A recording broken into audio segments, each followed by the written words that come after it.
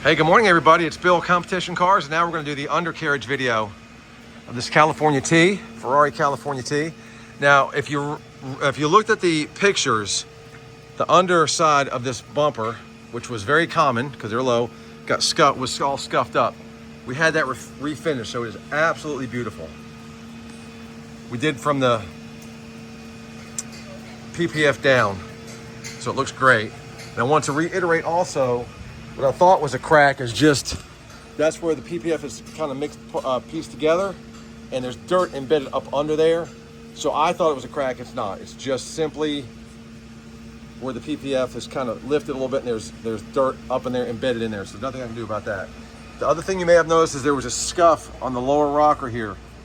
That is no longer there. We had it professionally refinished. It looks beautiful.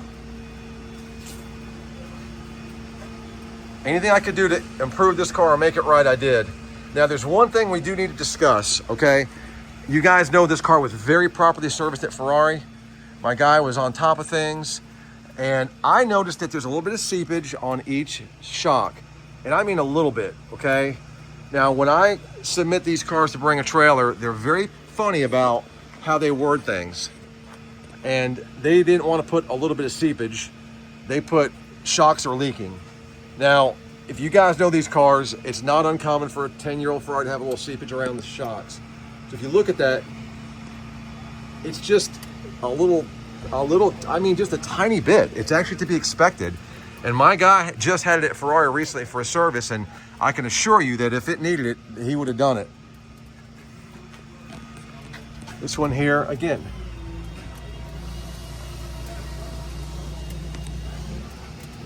And I'm being super picky. I mean, just a little bit of buildup there, nothing dripping down. This is the worst one out of all of them. There's a little bit more, to me, it looked a little more moist toward the bottom. We didn't wipe that. We didn't clean it to hide anything. We're just showing you exactly what we got. So let's not over analyze this, because again, bring a trailer, they're not gonna take, there's certain words they won't use, like light or mild or seepage. They're gonna just call it and make it sound worse than it is. Now, the California Dreamin' plate does go with the car. That is a real metal plate. It's not a legal plate, but I thought it was cool. I had that made for this car. And you can see that the paint and the body is beautiful and the undercarriage is clean. There's another spot that I will point out. Probably when it was shipped at some point, a little piece of plastic was rubbed here through, but nothing wrong with the hoses there, whatever hoses those are.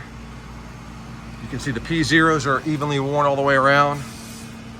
But again, just want to make sure you guys understand, you know, they're using that shocks leaking very loosely.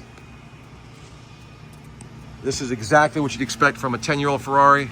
And again, my guy's Ferrari dealer said, you know, there was no issues there, or didn't recommend servicing or changing them. And there's no service lights on the dash for any type of shock service. So I just want to make that clear. I don't want to scare people away, or, you know, sometimes BAT will make a mountain out of a molehill, and that's what they did there. And that's just to cover their butts. But I'm covering my butt by disclosing it and showing you what the real deal is, okay?